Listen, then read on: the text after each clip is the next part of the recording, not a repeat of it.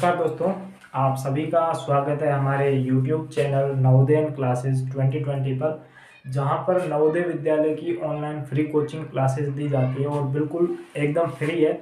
आपको कुछ भी पैसा वगैरह नहीं लगाना पड़ेगा और आप पूरे के पूरे लेक्चर वीडियो देख के उसके बाद प्रत्येक क्लास का टेस्ट आता है, यानी कि आज जो हमने पढ़ा उस पर आधारित जो भी टेस्ट होगा वो आपको हमारे टेलीग्राम ग्रुप और व्हाट्सएप ग्रुप में मिल जाएगा। तो वहां से ज्वाइन हो जाए, जिसका लिंक आपको डिस्क्रिप्शन में मिल जाएगा। तो कल हमने जो कक्षा 6 की एलसीएम एंड एचसीएफ की तीसरी क्लास की थी, जिसमें 2 क्लासों में मैंने पूरी थ्योरी बताई थी कि क्या क्या होता है, इसमें क्या समझना है। और उसके बाद तीसरी कक्षा थी, उसमें हमने क्वेश्चन किए थे, 5 क्वेश्चन किए थे। और आज अगली क्लास में अगला जो छठा प्रश्न है, इंपॉर्टेंट प्रश्न है, वो आज करेंगे। ठीक है, तो आज की क्लास में जितने भी इंपॉर्टेंट क्वेश्चन है वो पूरे कर लेंगे और उसके बाद कल से नया चैप्टर शुरू हो जाएगा। उसका मैं बाद में आपको बता दूंगा कि कौन सा शुरू करेंगे। ठीक है, तो सबसे पहले प्रश्न पर आते हैं।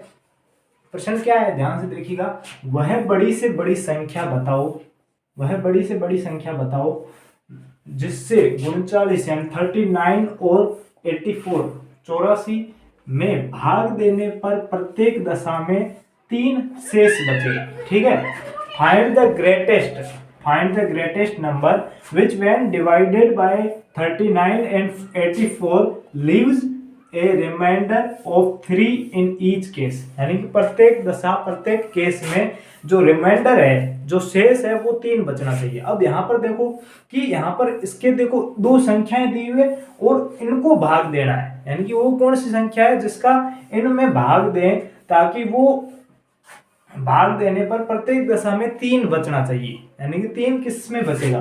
तो आपको पूछा है कि सबसे बड़ी से बड़ी संख्या दी हुई है यहाँ पर, यानी कि आपको क्या निकालना है, सबसे पहले तो एचसीएफ निकालना। क्या निकालना? एचसीएफ निकालना, मैसे निकालना। अब यहाँ पर देखो प्रत्येक दशा में 3 शेष बच रहे हैं, ये वाली कंडीशन आ गई। सीधा मैसे पे निकालते हैं तो हम आसानी से निकाल लेंगे, लेकिन कल जब एलसीएम वाली क्लास थी, जो लैसे पे निकालना था, उसमें जब प्रत्येक दशा में 3 बचता था तो सबसे पहले हम एलसीएम निकालते थे, उसके बाद 3 उसमें ऐड कर देते थे।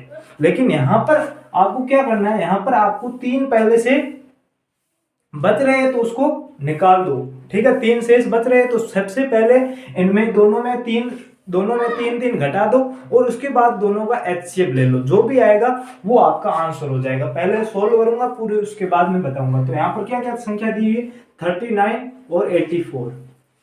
प्रत्येक स्थिति में जो प्रत्येक ईच केस में कौन क्या बच रहा है, शेष 3 बच रहा है। तो यहाँ पर इसमें भी 3 घटा देंगे और इसमें भी 3 घटा देंगे। तो इसमें 3 घटाएंगे तो इसमें 36 बचेगा यानी 36 बचेगा और इसमें 81 यानी 81 बचेगा। अब आपको दोनों का एचसीएफ लेना है। ठीक है, एचसीएफ लेंगे तो यहाँ पर देखो दोनों का अलग अलग लेंगे। तो यहाँ पर 36 और यहाँ पर 81। ठीक है, अब दोनों का एचसीएफ लेते हैं तो यहाँ पर देखो 2 का भाग देंगे तो 36 में जा रहा है, यहाँ पर 18 आ जाएगा। उसके बाद फिर से 2 का भाग देंगे तो यहाँ पर 9 आ जाएगा।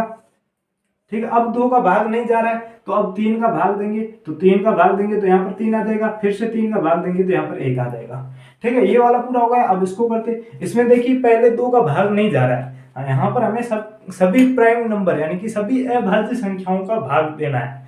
तो यहाँ पर 2 का भाग नहीं जा रहा, तो अब इसमें हम 3 का भाग देंगे। ठीक है, तो 3 का यहाँ पर भाग देंगे तो क्या आ जाएगा, 3 का भाग देंगे तो यहाँ पर 27 आ जाएगा। ठीक है, अब यहाँ पर आप भाग देखकर देख लेना। ठीक है, 27 आ जाएगा। उसके बाद यहाँ पर वापस से 3 का भाग देंगे तो यहाँ पर 9 आ जाएगा, 9 या 27। उसके बाद वापस से 3 का भाग देंगे तो यहाँ पर 3 आ जाएगा, वापस से 3 का भाग देंगे तो 1 आ जाएगा। अब हमें एचसीएफ में हमें क्या कहा था कि हाईएस्ट कॉमन फैक्टर यानी कि कॉमन होना चाहिए। ठीक है, फैक्टर है उसमें कॉमन होना चाहिए। अब यहाँ पर देखो 1 और 2 3 इधर है और कोई भी 1 और 2 3 इसमें है। इसके अलावा यहाँ पर कोई कुछ भी कॉमन नहीं है, क्योंकि इसमें बाकी वाले 3 है तो इसमें 3 नहीं है, और इसमें 2 है तो इसमें 2 नहीं है, यानी कि 2 बार 3 है वो कॉमन है, यानी कि 3 × 3। तो हमारा एचसीएफ क्या आ जाएगा, 9 आ जाएगा। अब यहाँ पर आपको अब समझ में आ गया कि वह बड़ी से बड़ी संख्या कौन सी है, 9 है, 9 है, जिसमें अगर 39 और 84 से भाग दे। ठीक है, 39 और 84 में इस संख्या का भाग दे तो प्रत्येक स्थिति में 3 बचेगा। कैसे बचेगा, एग्जांपल दूं। अब यहाँ पर देखो, यहाँ पर 39 था, 39 में हमने 9 का भाग दे दिया, तो 9 चौके 36 होता है, आप सबको पता है 9 चौके 36। 39 में से 36 को घटाएंगे तो पीछे क्या बचेगा, 3 बचेगा, यानी कि ये पहली कंडीशन हो गई। अब दूसरी कंडीशन देखते हैं। दूसरी कंडीशन 84 है, तो 84/9, ठीक है। तो आपको 9 का टेबल याद है, पहाड़ा आता है, तो 9 का पहाड़ा 9 आप बोलेंगे तो 81 आएगा, ठीक है। तो 81 में अगर 84 में 81 घटाएंगे तो पीछे क्या बचेगा, 3। तो हमारे जो क्वेश्चन था उसके अकॉर्डिंग 3 3 दोनों में बच रहे। यानी कि जब भी आपको इस प्रकार का क्वेश्चन पूछे बड़ी से बड़ी संख्या, एलसीएम में यानी कि लेसेबल में आपको क्या करना है, सबसे पहले एलसीएम लेना, उसके बाद जितना भी शेष बचता है उसको जोड़ देना है। लेकिन यहाँ पर आपको सबसे पहले उसको घटा देना है और उसके बाद एचसीएफ लेना है, तभी आपका ये आंसर एकदम सही आ जाएगा। तो अगर आपको क्वेश्चन समझ में आ गया तो जरूर बताना, कमेंट करके बता देना कि क्लास किस प्रकार से चल रही है, अच्छी है तो एक बार थम्स अप लगा देना। और जो नेक्स्ट क्वेश्चन है 7वां प्रश्न, उसकी नेक्स्ट क्वेश्चन है सातवां प्रश्न। आज की क्लास का दूसरा है, लेकिन अगर कल का ऐड करें तो 7वां प्रश्न है। 7वां प्रश्न क्या कह रहा है कि यहाँ पर देखिएगा, वह बड़ी से बड़ी संख्या, यानी कि कल जितने भी क्वेश्चन थे वो सारे के सारे एलसीएम के थे, यानी कि पीछे लास्ट वाला एक एचसीएफ का था, बाकी एलसीएम के थे। और आज के सारे लगभग क्वेश्चन एचसीएफ के आ रहे, ताकि आपको एलसीएम वाले भी क्वेश्चन समझ में आ जाए और एचसीएफ के भी समझ में आ जाए। अब यहाँ पर देखिएगा, वह बड़ी से बड़ी संख्या, जब भी बड़ी से बड़ी संख्या पूछे तो आपको क्या निकालना, एचसीएफ निकालना। बताओ जिससे यदि 60 और 80 को विभाजित करे, यानी कि वह बड़ी से बड़ी संख्या क्या होगी जिसको अगर है ना उसमें उसका अगर 60 और 80 दोनों में भाग दिया जाता है तो क्रमशः 6 और 8 शेष बचते हैं, ठीक है। What is the greatest number by which is 60 and 80 are divided, then 6 and 8 are left as remainder, ठीक है। यानी कि क्रमशः इतने शेष बचते हैं। जब भी अगर कोई भी बड़ी से बड़ी संख्या है, उसका अगर उसको अगर 60 में 60 का उसमें अगर 60 का उस संख्या से भाग 60 में अगर उस संख्या का भाग देंगे तो शेष 6 बचता है, और अगर उस 80 में उस संख्या का भाग देंगे तो पीछे 8 बचता है। तब पिछले केस में क्या था, प्रत्येक केस में 3 शेष बच रहे थे, लेकिन यहाँ पर अलग अलग आ गए। तो आपको ज्यादा कुछ नहीं करना था। पिछले केस में प्रत्येक में 3 बच रहे थे, यहाँ पर अलग अलग बच गए, और पिछले में हमने 3 घटाए थे, यहाँ पर भी यही करेंगे। 60 में पीछे कितने बच रहे, 6 बच रहे, तो 6 घटा दो।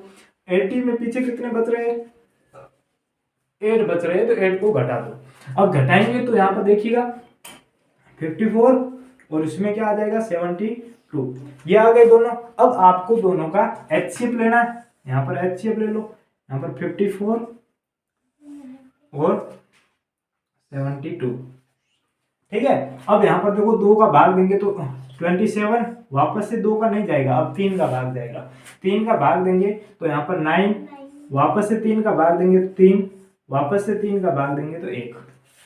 समझ में आ रहा है। 54 में 2 का भाग दो 27 आएगा, फिर 27 में 2 का भाग नहीं जाएगा, फिर 3 का भाग दो, 3 का भाग देंगे तो 9 आएगा, फिर से 9 में 3 का भाग देंगे तो 3 आएगा, और 3 में से 3 का भाग देंगे तो 1 आएगा।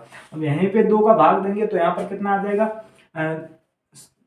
3 दूनी 6, 1 बचेगा, 6 दूनी 12, यानी 36 आ जाएगा। 36 आ गया। अब वापस से 2 का भाग देंगे तो यहाँ पर 18 आ जाएगा, वापस से 2 का भाग देंगे 9, फिर से 3 का भाग देंगे 3, और यहाँ पर 3 का भाग देंगे तो 1 आ जाएगा, ठीक है। ये एचसीएफ निकाल दिया।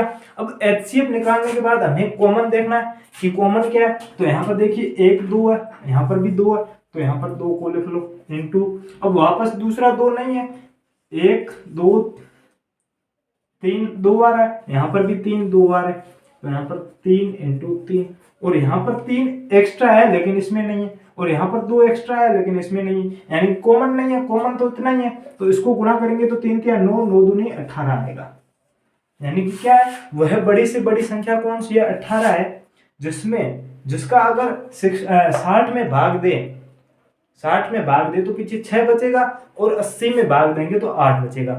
बता देता हूं, यहाँ पर देखिए 60 में भाग देते हैं 18 का, तो 18 के टेबल बोलते हैं, ठीक है। 18 18 दूनी 36, 18 तिया 54, 18 तिया 54 होता है 3 बार, ठीक है, पीछे कितना बच गया, 54 आ गए, पीछे 6 बच गए, तो यहाँ पर ये वाले पहली कंडीशन सही हो गई। दूसरी देखते हैं, 80 है, 80 बाई 18, ठीक है 18, ठीक है, तो यहाँ पर 18 18 दूनी 36, 18 या 54, 18 चौके 72, 4 बार पहाड़ बोलेंगे तो 72 आएगा।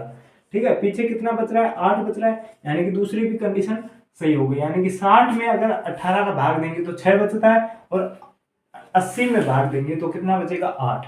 तो वह बड़ी से बड़ी संख्या कौन सी होगी, 18 होगी।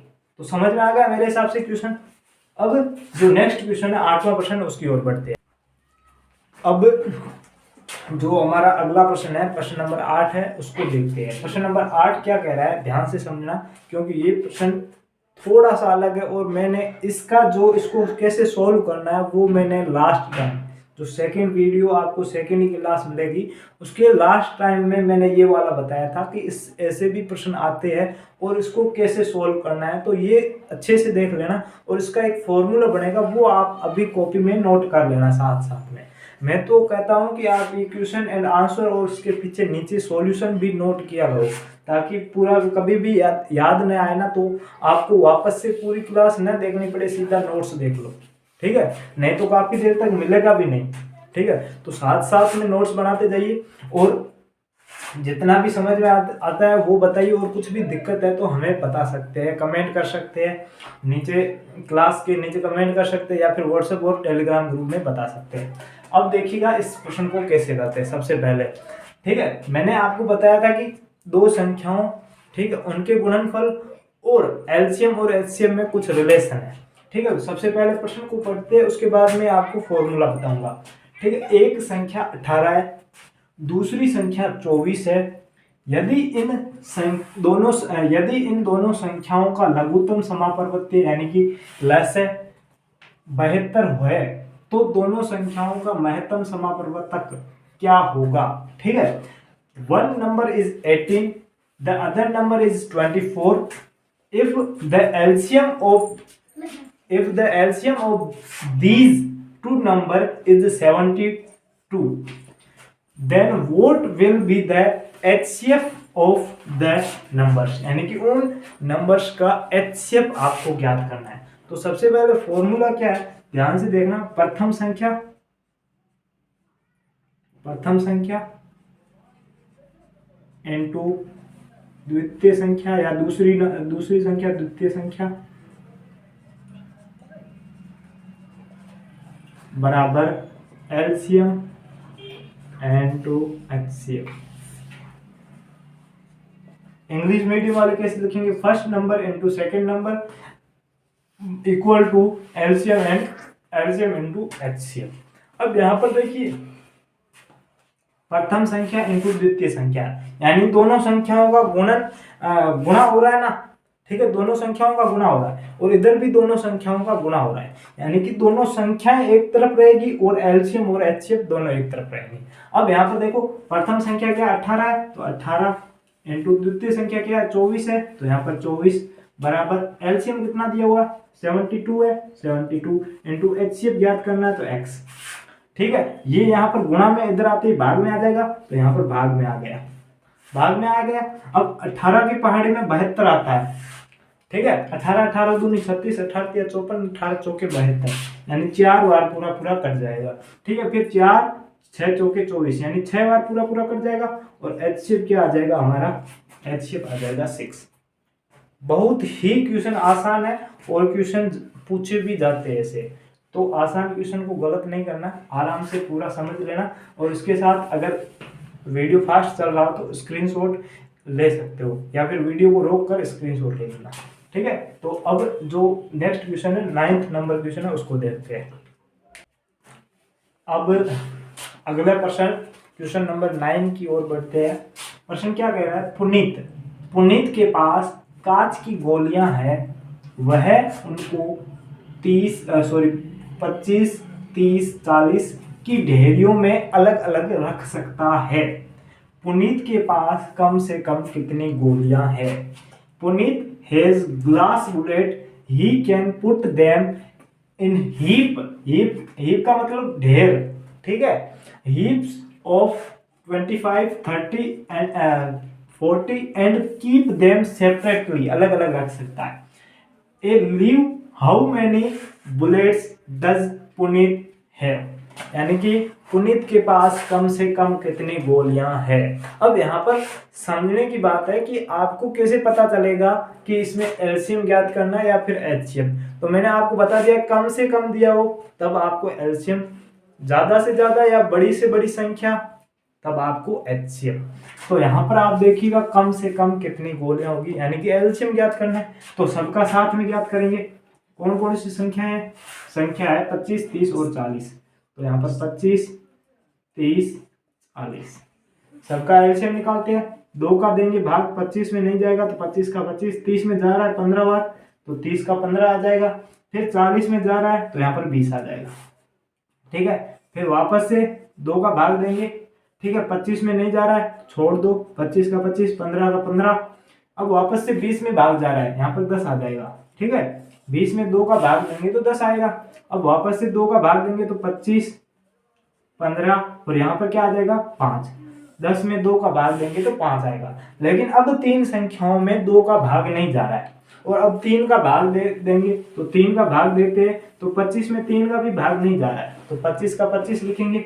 15 में 3 का भाग जा रहा है तो यहाँ पर 5 आ जाएगा और यहाँ पर भी 5 आ जाएगा। अब देखो 15 में 3 का भाग देंगे तो 5 आएगा और 5 में 5 का भाग, 5 में 3 का भाग नहीं जाता तो 5 का 5। अब तीनों में भी 3 का भाग नहीं जा रहा है तो अब 5 का भाग देंगे तो यहाँ पर 5 का भाग देंगे तो यहाँ 25 में 5 बार चला जाएगा, 5 में 1 बार और 5 में 1 बार। वापस से 5 का भाग देंगे तो 1 1 1। ठीक है, सबका आ गया। अब सबको मल्टीप्लाई कर देते हैं। 2 into 2 into 2 into 3 into 5 into 5। ठीक है, तो यहाँ पर देखिए 5 को 5 से गुणा करेंगे 25, फिर 25 को सीधा 2 से गुणा करते हैं। 25 दूनी 50, 50 दूनी 100, 100 दूनी 200, 200 को 3 से गुणा करेंगे तो 600। यानी कि पुनीत के पास टोटल कांच की गोलियां कितनी है 600। अब कांच की गोलियां आप समझते हैं कंचे, हम जब छोटे थे खेलते, आप अभी भी खेलते होंगे तो कंचों को बोलते हैं कांच की गोलियां। तो अभी भी पुनीत के पास टोटल कितनी गोलियां हैं, सॉरी कितने कंचे या फिर कितनी कांच की गोलियां हैं तो 600 गोलियां हैं, जिनको वो अलग अलग 20 के ढेर में भी रख सकता है, सॉरी 25 के ढेर में रख सकता है, 30 के ढेर में रख सकता है और 40 के ढेर में भी रख सकता है। तो इस क्वेश्चन का समझ में आया। यानी कि मोटे तौर पर आपको बताऊं कि जब भी कम से कम या छोटी से छोटी संख्या पूछे एलसीएम ज्ञात करना है, बड़ी से बड़ी संख्या या फिर ज्यादा से ज्यादा तब आपको एचसीएफ ज्ञात करना है। अब आज का जो लास्ट क्वेश्चन है उसकी ओर बढ़ते हैं। वो क्वेश्चन क्या है वो भी देख लेते हैं, उसके बाद नया चैप्टर शुरू होगा तो उसके भी लिए तैयार रहें। तो देखते हैं अब लास्ट क्वेश्चन। अब आपका एलसीएम और एचसीएफ का लास्ट क्वेश्चन है, क्वेश्चन नंबर 10। ठीक है, 10 प्रश्न समझा रहा हूँ एलसीएम एचसीएफ के, उसके बाद आपको प्रैक्टिस करनी है। कोई भी क्वेश्चन नया आए तो आप व्हाट्सएप ग्रुप या टेलीग्राम ग्रुप में शेयर कर सकते हैं, आपको उसका आंसर जल्दी से जल्दी मिल जाएगा। ठीक है, अब आपको लास्ट प्रश्न, जो अभी मैंने तीसरा प्रश्न करवाया था सेम उसी का प्रश्न है लेकिन थोड़ा सा घुमाया हुआ है, उसको भी आपको करना है। देखो, दो संख्याओं का लघुत्तम समापवर्ती यानी कि लेस 96 96 है और महत्तम समापवर्तक 8 है। यदि एक संख्या 24 हो तो दूसरी संख्या क्या होगी? The LCM of two number is 96 and the HCF is 8. If one number is 24, what will be the other number? यानी कि दूसरी संख्या क्या होगी? तो थोड़ी देर पहले मैंने आपको एक फॉर्मूला बताया था कि प्रथम संख्या इनटू द्वितीय संख्या बराबर एलसीएम इंटू एचसीएफ। अब यहां पर देखिएगा कि दो संख्याओं का लघुत्तम समापवर्तक कितना है, एलसीएम कितना है 96 है। ठीक है, महत्तम समापवर्तक कितना है 8 है इंटू 8। ठीक है, प्रथम संख्या क्या है 24 है। ठीक है, द्वितीय संख्या हमको ज्ञात करनी है तो मतलब कि x कोई भी हो सकता है, x है वो कोई भी हो सकता है और आपको ज्ञात करना है।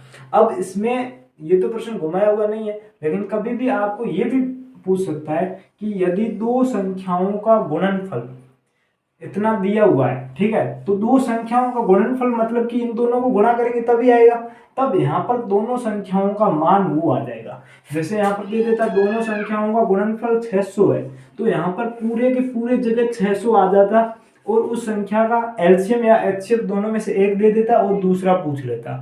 तो इस चीज को ध्यान रखना है, जब भी दोनों संख्याओं का गुणनफल आए तब प्रथम संख्या इंटू द्वितीय संख्या का मतलब यही होता है दोनों संख्याओं का गुणनफल।